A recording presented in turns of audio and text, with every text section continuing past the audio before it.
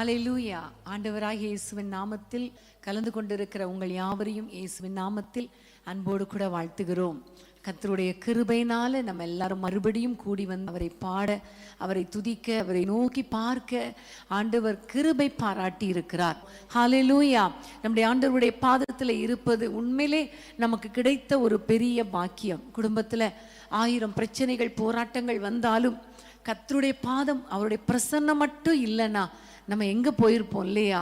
ஆகவே ஆண்டவருடைய சமூகத்திலே வருவதற்கு, மறுபடியும் வருவதற்கு கர்த்தர் கொடுத்த இந்த நல்ல பாக்கியத்துக்காக நம்ம எல்லாம் ஆண்டவரை ஸ்தோத்திரம் பண்ணணும். ஒருவேளை ஒரு சிலர் குடும்பமாக உட்கார்ந்துருப்பீங்க, ஒரு சிலர் தனியாக உட்கார்ந்துருப்பீங்க, ஒரு சிலர் ஒருவேளை வேதனையோடு உட்கார்ந்துருப்பீங்க, ஒரு சிலர் சந்தோஷமாக உட்கார்ந்துருப்பீங்க, ஒரு சிலர் அழுகையோடு உட்கார்ந்துருப்பீங்க, ஒரு சிலர் நடனத்தோடு துதித்து கழித்து ஆண்டவரை கரங்களை தட்டி பாடி நீங்கள் உட்கார்ந்துட்டு இருப்பீங்க. எப்படிப்பட்ட சூழ்நிலை என்பது உங்களுக்கும் ஆண்டவருக்கும் தெரியும் இல்லையா? ஆண்டவர் உங்களை பார்க்கிறார், உங்களுடைய இருதயத்தை பார்க்கிறார். உங்களுடைய வாழ்க்கையில நிச்சயமாகவே கர்த்தர் பெரிய காரியங்களை செய்ய அவர் வல்லமை உடையவர். ஆமென், ஹல்லேலூயா. எந்த சூழ்நிலையில் இருந்தாலும் இந்த சூழ்நிலையை மாற்றுகிறவர் நம்முடைய ஆண்டவர். நம்முடைய சூழ்நிலைக்கு மேலாக அவர் கிரியை செய்கிறவர் ஆண்டவர். ஹல்லேலூயா. கர்த்தர் நம்முடைய குடும்பங்களை ஆசீர்வதிக்கணும். ஆண்டவரை நோக்கி நம்ம பார்க்க போகிறோம். கர்த்தர் பெரிய காரியங்களை செய்யணும் என்கிற ஒரு எதிர்பார்ப்போடு கூட ஆண்டவரை நோக்கி பார்ப்போமா? ஹல்லேலூயா. இந்த நேரத்தில், இந்த நாளுக்காக தேவனுடைய சமூகத்திலே காத்திருந்த பொழுது, நேற்றைய தினத்திலேயே ஆண்டவர் ஒரு வார்த்தை கொடுத்தார். அநேகர் பள்ளத்தாக்கின் அனுபவத்துக்குள்ளே போய் கொண்டிருக்கிறாங்க. நிறைய குடும்பங்கள், ஒருவேளை நீங்களோ நானோ யாராக இருந்தாலும் ஒரு விதமான வேதனையோடு கூட அந்த பள்ளத்தாக்கின் அனுபவத்துக்குள்ளே நம்ம கடந்து போய் கொண்டிருக்கலாம். ஆனால் நம்முடைய ஆண்டவர் இன்றைக்கு நமக்கு கொடுக்கிற வார்த்தை நம்ம வாசித்து நம்ம ஜெபிக்க போகிறோம். வேதத்தை திறந்து கொள்ளுங்கள். சங்கீதம் 84 சங்கீதம் 6 வசனத்தை நம்ம வாசிக்க கேட்போமா? 84 6 வசனம். சங்கீதம் 84. அழுகையின் பள்ளத்தாக்கை உருவ நடந்து அதை நீரூற்றாக்கி கொள்ளுகிறார்கள், மழையும் குளங்களை நிரப்பும். ஆமென், ஹல்லேலூயா. அழுகையின் பள்ளத்தாக்கை உருவ நடந்து அதை நீரூற்றாக்கி கொள்ளுகிறார்கள். ஹல்லேலூயா. இன்னைக்கு ஒருவேளை நீங்கள் இப்படிப்பட்ட பள்ளத்தாக்கின் வழியாக போய்கொண்டிருக்கலாம், அழுகையின் வழியாக நீங்க போய்கொண்டிருக்கலாம். என்னுடைய வாழ்க்கையே ஒரு அழுகையா இருக்கிறதே, வேதனையா இருக்கிறதே, எல்லா பக்கத்திலும் நான் நெருக்கப்பட்டு கஷ்டப்பட்டு என் குடும்பத்தில் ஒரு ஆசீர்வாதம் இல்லாமல் வேதனையோடு கூட இருக்கிறேனே என்று நீங்க நினைக்கலாம். அதன் வழியாக போய்கொண்டிருக்கிறேனே என்று நினைக்கலாம். ஆண்டவர் சொல்லுகிறார், அழுகையின் பள்ளத்தாக்கு தான், ஆனா அதை உருவ நீ நடந்து போகும் பொழுது அது நீரூற்றாக மாறும். ஆமென், ஹல்லேலூயா. பள்ளத்தாக்கில் இருக்கிற எல்லா வேதனைகளையும் கர்த்தர் மாற்றி உங்களை ஆசீர்வாதமான ஒரு வழியில் வாசலை திறந்து உங்களை சந்தோஷப்படுத்த அவர் வல்லவராய் இருக்கிறார். இன்றைக்கு நீங்க என்ன சூழ்நிலை இருக்கிறீங்க? தேவனுடைய சமூகத்தில் ஆண்டவரை நோக்கி பார்க்க போகிறோம்.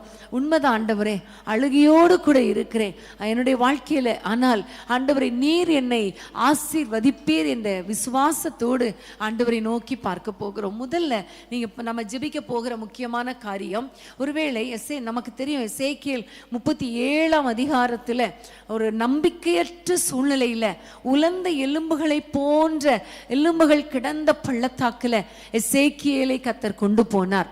அந்த எலும்புகளை பார்த்து ஆண்டவர் சொன்னார், இவர்கள் நம்பிக்கையற்ற மனிதர்கள், நம்பிக்கையெல்லாம் அற்று போயிற்று என்று சொன்ன ஒரு சூழ்நிலையில் இருக்கிற எலும்புகள் எல்லாமே காஞ்சி போச்சு, எல்லாமே உலர்ந்து போயிற்று, இனி அவைகள் உயிரடைவதற்கு வாய்ப்பு இல்லை என்கிற ஒரு சூழ்நிலை. இன்னைக்கு பிரியமானவர்களே, உங்களுடைய வாழ்க்கையில கூட இனி என் பிள்ளைகள் வாழ்க்கையில் அற்புதம் நடக்குமா? இனி என் பிள்ளைகள் ரட்சிக்கப்படுவார்களா? இனி என்னுடைய குடும்பத்தில் அற்புதம் நடக்குமா என்று ஒரு எதிர்பார்ப்போடு, ஒரு கண்ணீரோடு, ஒரு வேதனையோடு நீங்க இருக்கலாம். நான் தனியா இருக்கிறேனே, தனிமையில இருக்கிறேனே, என்னுடைய வாழ்க்கையில கர்த்தர் என்னுடைய நம்பிக்கையெல்லாம் போயிட்டு இனி எனக்கு ஒரு வாழ்க்கை உண்டா என்று ஒரு எதிர்பார்ப்போடு கூட நீங்க இருக்கிறீங்களா? இன்னைக்கு ஆண்டவர் சொல்லுகிற காரியம் என்ன தெரியுமா? இந்த உலர்ந்த எலும்பு உள்ள பள்ளத்தாக்குல தான் ஆண்டவர் அற்புதங்களை செய்ய போகிறார்.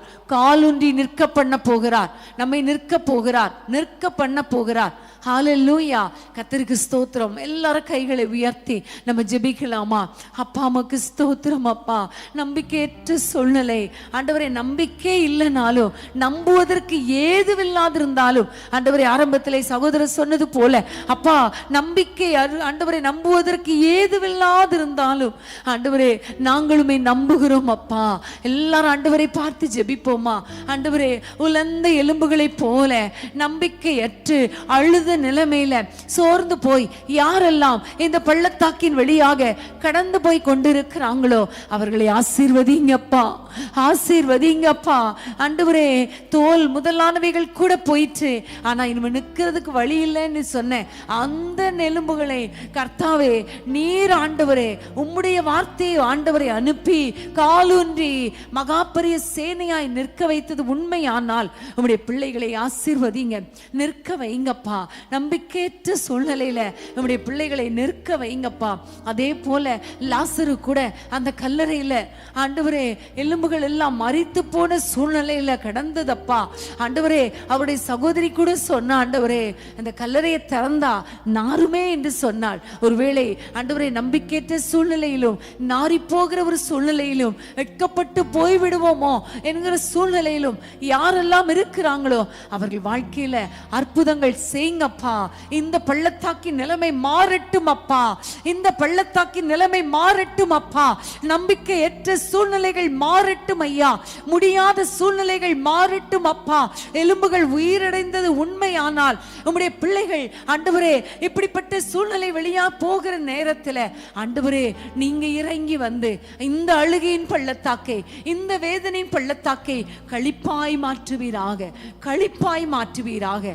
கர்த்தர் எங்கள் ஜெபங்களை கேட்டு உம்முடைய பிள்ளைகள் வாழ்க்கையில ஒரு களிப்பையும் சந்தோஷத்தையும் ஒரு நீரூற்றையும் உண்டாக்க போகிறபடியால் கரங்களை தட்டி உமக்கு ஸ்தோத்திரம் செலுத்துகிறோம் அப்பா, உமக்கு ஸ்தோத்திரம்.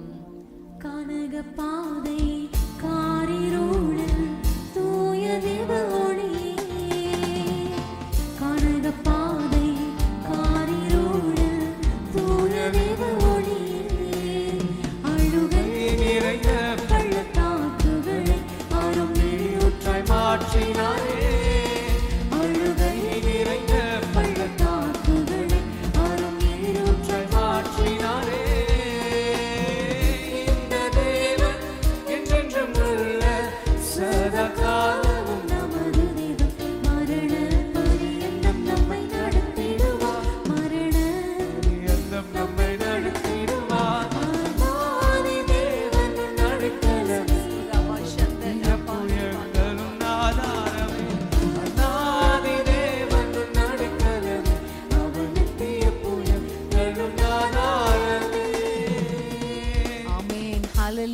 கர்த்தருக்கு ஸ்தோத்திரம், கர்த்தருக்கு ஸ்தோத்திரம்.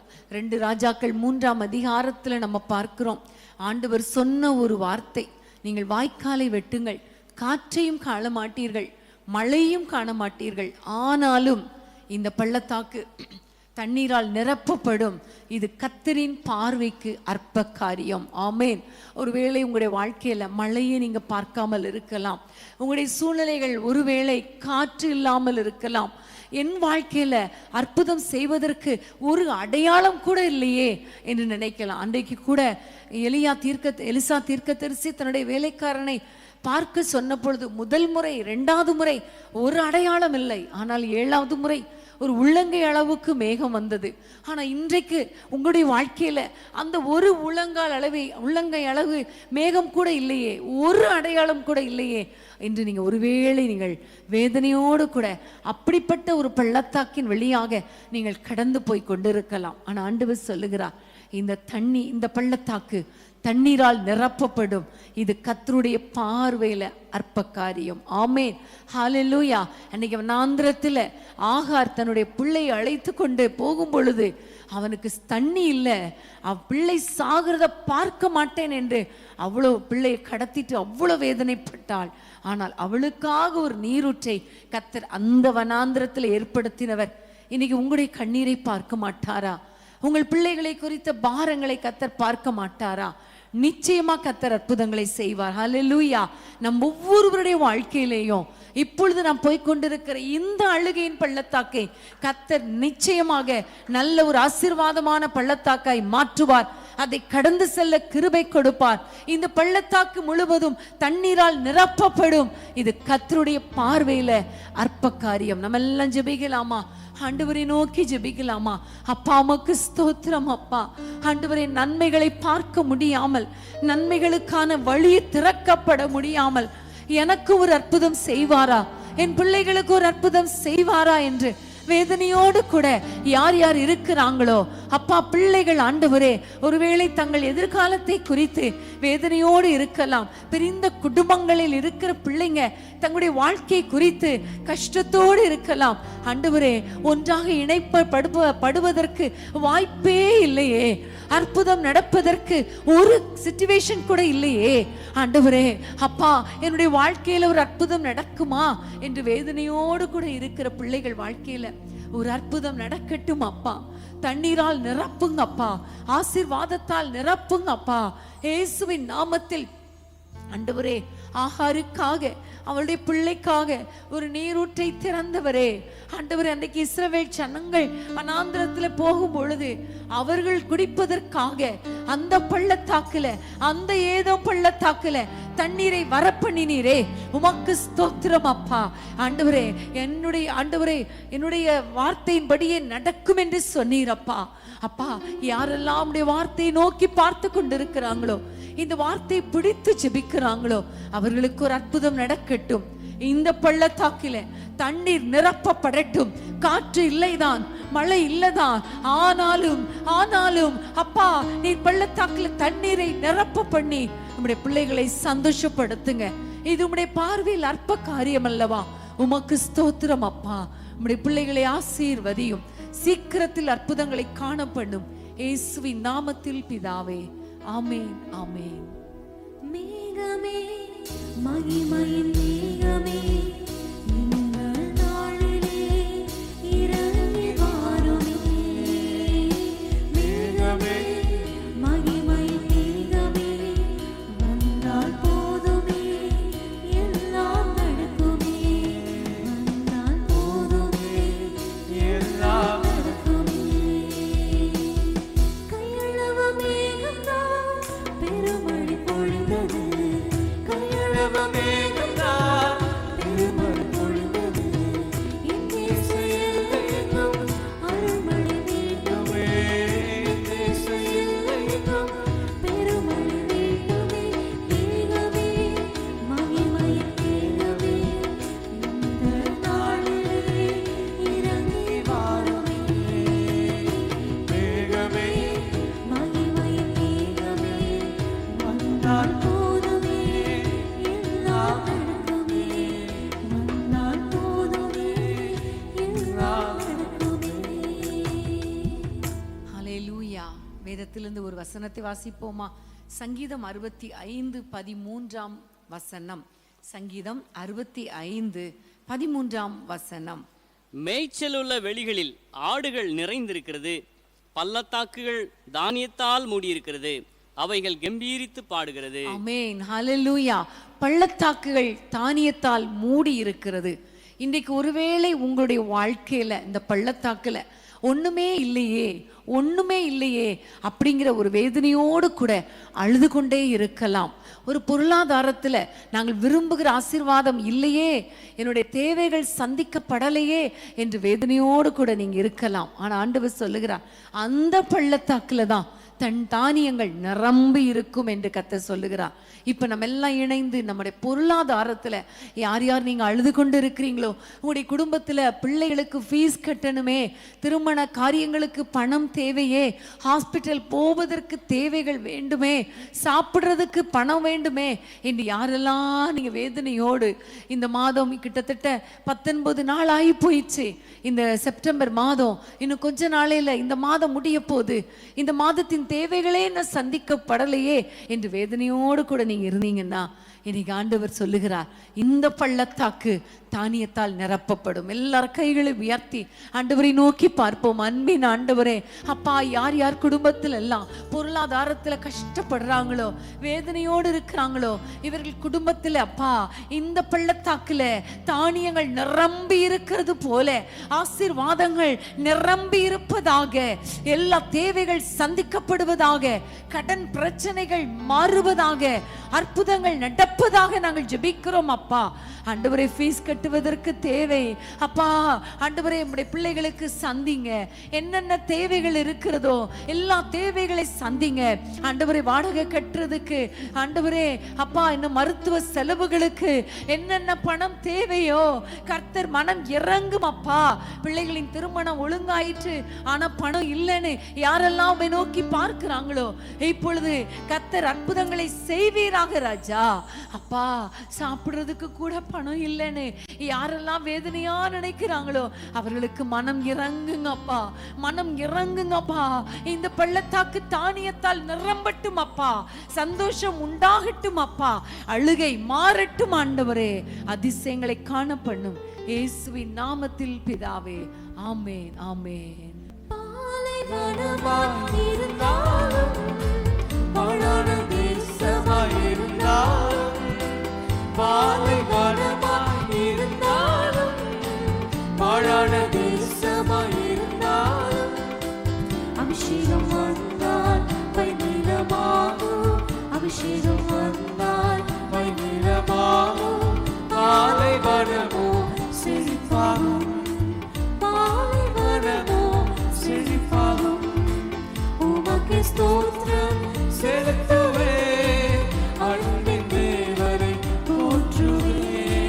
உமக்கு ஸ்தோத்திரம் செலுத்துவே, அன்பின் தேவரை போற்றுவே. அன்பின் அபிஷேகமே இந்த நாருயிரே, இந்த ஆரோக்கியமே,